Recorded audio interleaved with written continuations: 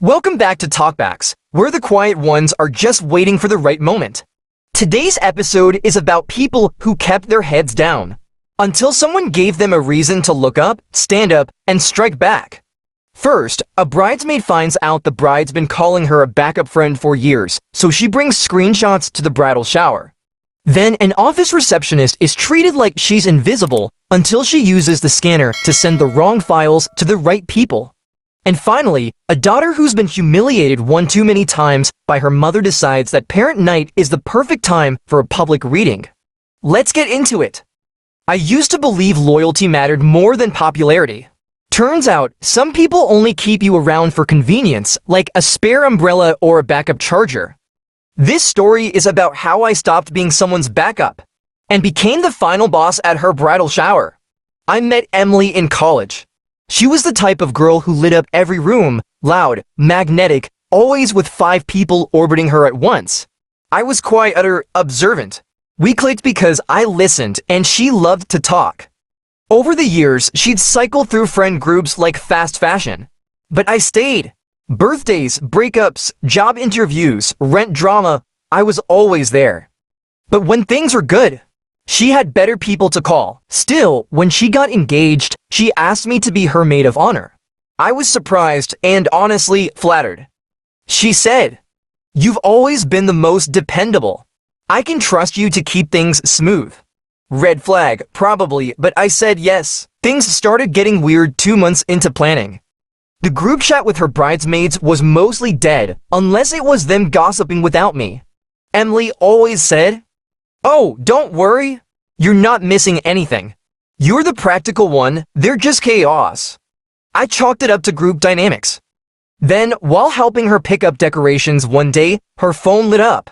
She was in the passenger seat. The screen lit long enough for me to see the name of a chat. Real Bridesmaids. I wasn't in it. Later that night, curiosity got the better of me. I'd helped her set up her iCloud years ago, and I knew she never logged out on her old iPad, which was still sitting in her guest room. Yes, I went there. And yes, it was worse than I thought. In the Real Bridesmaids group, Emily had written, "Don't worry, she's not really one of us. Just my backup friend, she's too boring to be jealous anyway." Another one replied, "Ooh, she gives teachers pet energy. Glad you didn't make her a real Mo." They joked about my outfits, my voice, the time I brought snacks to a bachelorette planning session. One said, "She's the kind of girl who apologizes when someone else steps on her." I read 83 messages in 15 minutes. Every single one. I felt humiliated, and then, very, very clear. I wasn't going to scream or cry. I was going to RSVP yes to her bridal shower and bring a gift. The day of the event, I showed up early to help set up. I offered to manage the slideshow. Emily handed me her laptop and said, "Ooh, thank you. I hate dealing with tech." She had a file open, full of photos, memories, music. I added a new slide. Black screen. White text. Tight alt. "Here's what the real bridesmaids think of me." And then I screen recorded the group chat. At the end of the slideshow, after the awe moments and tearful thank yous, the final slide appeared. The room went silent. A few girls gasped. Emily froze. I stood, walked to the front, and said, "Just thought I'd remind everyone that being a backup friend still means showing up, even if the main cast forgets you're real." And then I left, quiet, calm, no tears. Later that night, I got texts from bridesmaids. "I didn't know it was that bad. I'm sorry." From Emily, "You embarrassed me on my day." I didn't reply. A week later, I mailed back the dress she gave me, with a sticky note attached. It didn't fit anyway. Being someone's second choice hurts, until you realize you were never really in the race. And once you stop begging for space in their life, you finally have room to build your own. Now, let's talk about a receptionist who was treated like background noise, until she hit send and brought the whole office to a halt. Receptionists hear everything. We're the first ones in, the last ones out, and the invisible glue that holds offices together until someone decides we're too unimportant to matter. I worked at a mid-sized consultancy firm. 10 floors of suits, buzzwords, and barely disguised arrogance. My job, sit at the front desk, smile, answer phones, scan documents. Their assumption, I didn't know what any of it meant. They were wrong. Let me tell you about Team Delta, a trio of senior consultants who thought they were God's gift to business strategy. They'd breeze past me every morning with their $7 lattes and $700 attitudes, drop papers on my desk without eye contact, and say things like, "Can you make this look clean and send it up?" "No, please." "No, thank you." Just condescension and cologne. One day, while scanning a thick folder of invoices for them, I noticed something odd. The numbers didn't match. Same services, same dates, different prices depending on which client was being billed. I'm talking $12,000 versus $21,000 for the same deck of work. I flagged it to my direct manager. She looked uncomfortable, told me to just process what I'm given. That night, I couldn't sleep. I wasn't sure what was going on, but I knew it was wrong.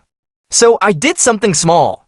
The next morning, I prepped a batch of scanned invoices, labeled and sorted almost correctly. I swapped two of them. The one intended for client A, a major legal firm, went into the envelope for client B, a tech startup. And vice versa. 2 days later, the phones started ringing. Client A, why are we being charged more than your other accounts? Client B, are these numbers right? Did we get a discount? Panic. Within an hour, I watched Team Delta scramble into the corner office like rats on fire. The next day, HR sent out a compliance audit memo. Turns out, Team Delta had been double, charging and fee shifting for almost a year. It was one of those schemes that's too boring for Netflix, but juicy enough to cost them their jobs. By Friday, two were fired. One resigned for personal reasons. The audit led to a restructuring, new protocols, new respect. 2 weeks later, I got an offer from client B's office manager. She said, "We like people who notice things." I took the job. Better pay, better hours, and an actual door on my office. The best part, the new receptionist at my old firm asked me how I survived the Delta era. I told her. They thought I was just the girl at the desk. She laughed. Receptionists may sit in the front, but that doesn't mean we're not 5 moves ahead. And now, let's talk about a daughter who got tired of being her mother's prop and turned a school event into the stage for her own truth. My mom's a kind of woman who believes in appearances above all. Perfect hair, perfect holiday photos, perfect mom-daughter relationship, as long as people are watching. But when no one's looking, it's a different story entirely. This is how I stopped being her accessory and made everyone else see what I'd been living through for years. In school, I wasn't popular. I wasn't failing either. I was just tired. Tired of always being too much or not enough, depending on how my mom needed me to look that week. She had a habit of showing up to my school events like it was the Met Gala. Overdressed, over-smiling, overacting. Every teacher thought she was wonderful. "Oh, your mom is so stylish. She really seems to care about you. I wish more parents were like her." Meanwhile, she'd text me during class. "Fix your posture. Don't embarrass me today. Your teacher said you talk too much. Try being quiet for once."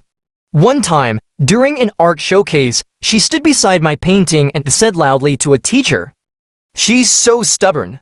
Never listens. But at least she paints, okay?" I laughed it off. Then I cried in the bathroom. Parent night was coming up. I dreaded it every year. But this time, something snapped. I'd had enough. My mom always gave me her phone during long events so she could watch without distraction. This time, I kept it. And I went into her notes app, where she drafts her messages before sending them. She had dozens of unsent rants about me. Messages to my teachers she never sent, complaining about my weight, my friends, my lack of spark. One note read, "Maybe if she had more personality, she'd be worth bragging about." I screen captured them all, emailed them to myself, printed them, stapled them into a folder labeled, "What my mom really thinks." I brought it to parent night. It started off normally. She smiled at everyone. She waved at teachers, told the math teacher she loved numbers, and the English teacher she used to write poetry. Then the counselor asked, "How do you feel your daughter is doing socially and emotionally?" My mom smiled, tilted her head, and said, "She's doing just fine. I always make sure she feels supported." I stood up. "Actually," I said, "can I read something real quick?" My hands were shaking, but my voice, solid. I opened the folder. I read 3 full pages aloud, every ugly thought, every cruel draft, every line that made me want to disappear. You could hear the air leave the room. My mom tried to interrupt. The counselor raised her hand and said, "Let her speak." So I finished. And when I sat down, I didn't cry. My mom did. After the meeting, 2 teachers pulled me aside. One hugged me. Another said, "Thank you for showing us the truth." We started family therapy 2 weeks later. She resisted at first, then slowly cracked. Now, we talk less often, but more honestly. Some masks aren't worn on Halloween. They're worn every day by the people who want to be praised more than they want to be loved. And sometimes the best way to heal is to tear the mask off in front of a room full of people who believed it was real. Friends, thank you for tuning in to this episode of the Pro-Revenge series here on TalkBacks. I hope you enjoyed today's stories. If you did, please give this video a thumbs up and leave a comment. I'd love to hear your thoughts. And if you haven't subscribed yet, go ahead and click that subscribe button and turn on notifications so you never miss another revenge story. See you next time.